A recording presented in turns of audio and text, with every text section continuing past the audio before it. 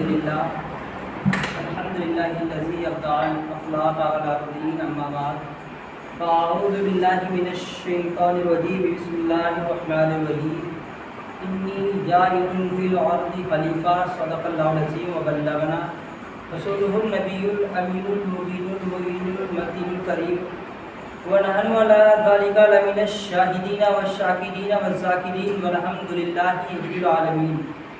کسی نے کیا خوب ہی کہا ہے، سمجھ سکتا ہے کیا کوئی سروری میرے سرکار کی؟ بے شک سمجھ سکتا ہے کیا کوئی سروری میرے سرکار کی؟ سارا عالم کر رہا ہے نوکری میرے سرکار کی، بے شک سارا عالم کر رہا ہے نوکری میرے سرکار کی، اور مل رہی ہے جہاں سے سارے عالم کو روشنی، لگی ہے مدینے میں وہ مرکری میرے سرکار کی، لگی ہے مدینے میں وہ مرکری میرے سرکار کی، اور واقف ہے اس راز سے سارے زمانے والے، ابھی زندہ ہے محمد کے گھرانے والے، بے شک ابھی زندہ ہے محمد کے گھرانے والے۔ جس کو اپنے نبی سے جتنی محبت ہو اتنی ہی بلند آواز سے درود پاک پہ اللہم صلی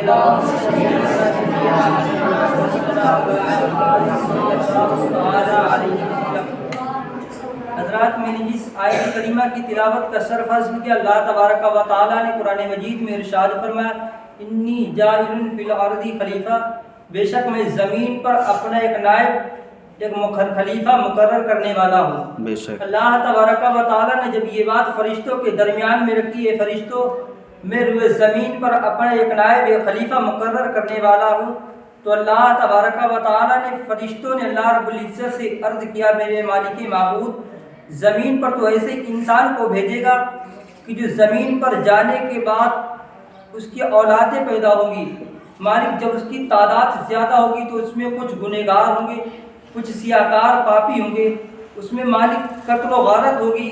رب قدیر نے ارشاد فرمایا فرشتوں جو میں جانتا ہوں وہ تم نہیں جانتے ہو۔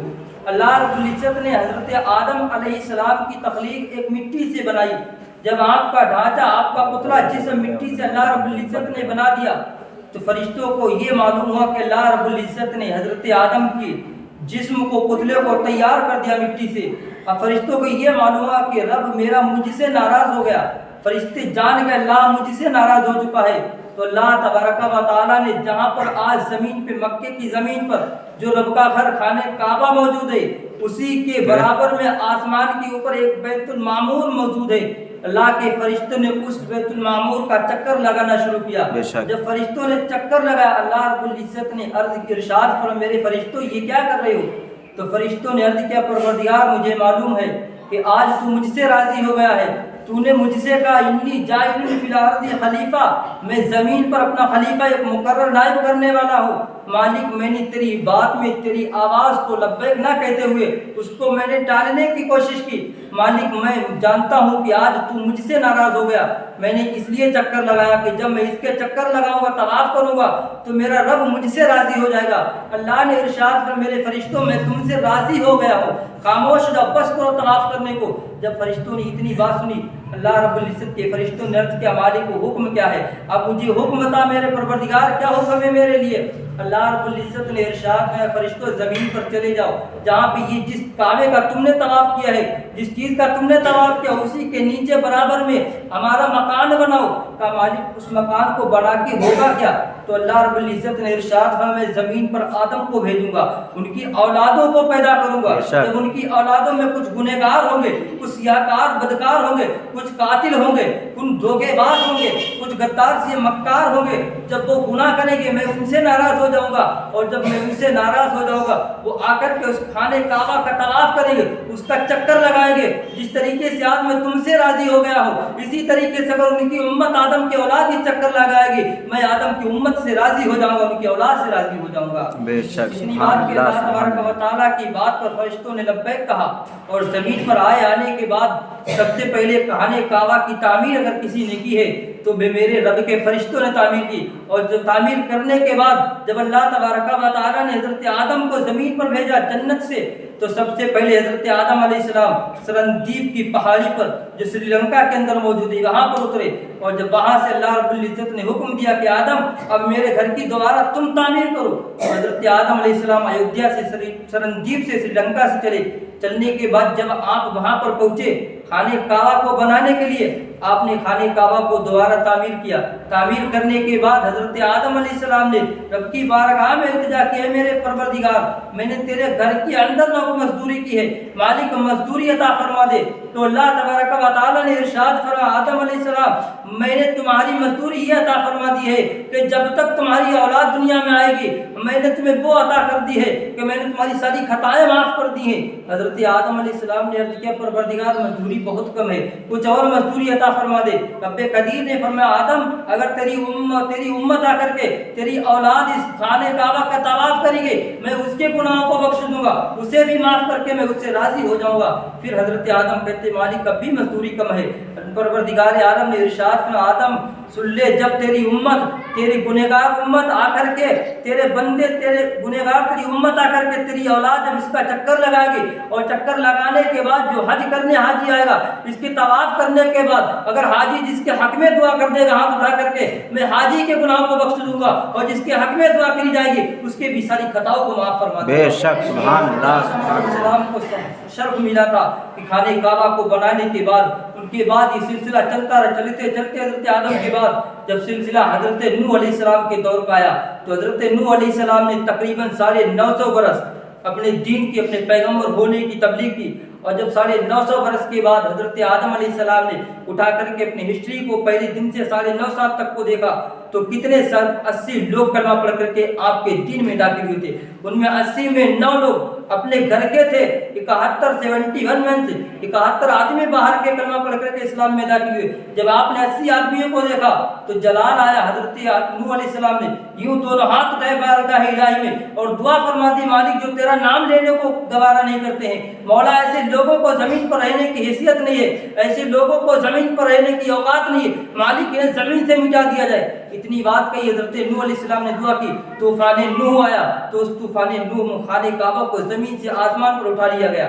جب خانے کعبہ کو اٹھایا گیا، اٹھانے کے بعد پھر یہی سلسلہ چلتے چلتے جب حضرت ابراہیم خلیل اللہ علیہ السلام کا پیغام دور آیا، حضرت ابراہیم جب روئے زمین پر تشریف آئے تو حضرت ابراہیم اور حضرت اسماعیل ذبیح اللہ جب قربانی سے 10 ذی الحجہ کو قربانی سے فارغ ہوئے ہونے کے بعد اللہ رب العزت نے حکم دیا ابراہیم اب دوبارہ تیسری مرتبہ تم میرے گھر کی تعمیر کرو۔ حضرت ابراہیم علیہ السلام خانے کعبہ کی تعمیر کرنے کے لیے جب مکے کی زمین پر پہنچے تو پہنچنے کے بعد حضرت آدم کو جب حضرت نوح علیہ السلام وہ حضرت ابراہیم جب خانے کعبہ کی تعمیر کرنے پہنچے تو وہاں پر کعبہ موجود نہیں تھا، صرف زمین برابر تھی۔ حضرت ابراہیم علیہ السلام نے عرض کیا پروردگار میں کس زمین پر کعبہ بناؤں کہ یہاں پر کعبہ کی کوئی نشانی ہی نہیں موجود ہے؟ تو اللہ تبارک و تعالیٰ نے حضرت آدم علیہ السلام اللہ تبارک و تعالیٰ نے آسمان کو حکم دیا کہ آسمان کے ٹکڑے جہاں پر پہلے کعبہ موجود تھا اور وہاں پر اپنے آسمان سے سایہ کر دے۔ جب آسمان نے سایہ کیا تو اللہ تبارک و تعالیٰ نے ایک روایت میں ہے کہ حضرت جبریل علیہ السلام کو حکم دیا کہ جبریل جہاں پر آسمان نے سایہ کیا ہے اتنی لکیر کھینچ دو۔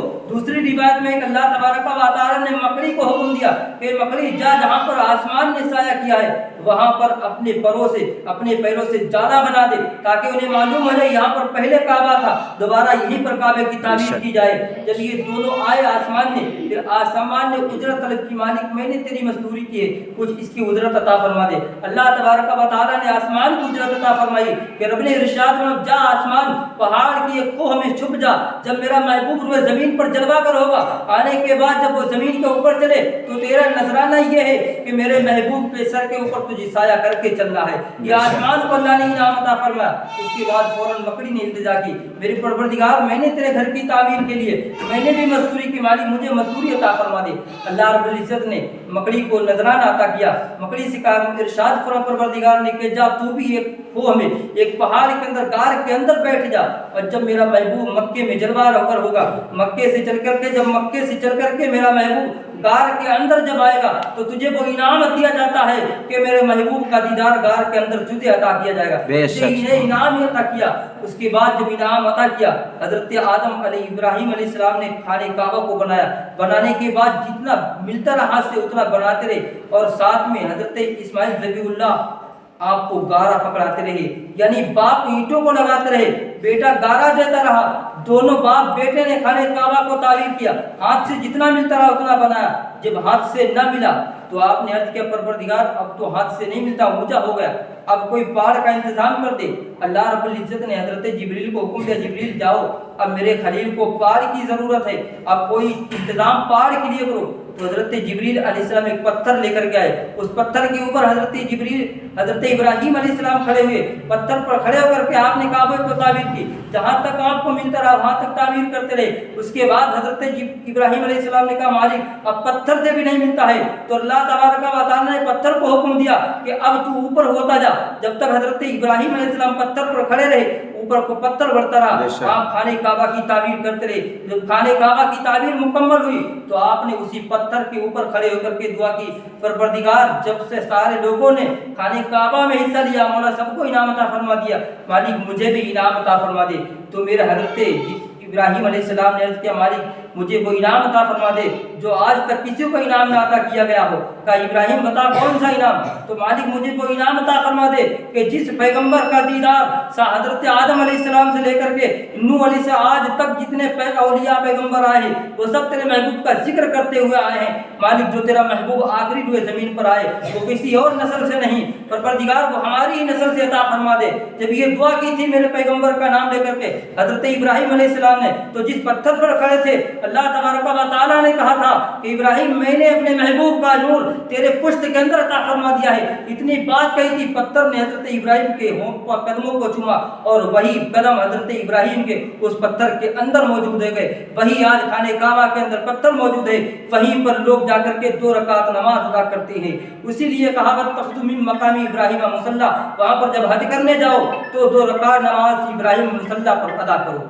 یہ حج کے لیے فرض کیا گیا, اور وہاں پر اگر نماز نہیں ادا کی جائے گی تو اب مومنوں کا حج مکمل نہیں کیا جائے گا, اور حج مکمل نہیں ہوگا تو اس کے لیے ان لوگوں کو ایک قربانی کرنا پڑے گی, ایک دم دینا پڑے گا, واجب ہے. اگر دم نہیں واجب کریں گے تب تک آپ کا واجب نہیں ادا ہوگا, اور جب واجب نہیں ادا ہوگا تو آپ کا حج مکمل نہیں ادا ہوگا. بس اللہ تبارک و تعالیٰ کی بارگاہ میں دعا ہے کہ بولنے میں جو مجھ سے غلطیاں محبوب کے صدقے میں معاف فرما دے. استغفر اللہ ربی من کل ذنب و اتوب الیہ. السلام علیکم ورحمۃ اللہ تعالیٰ وبرکاتہ.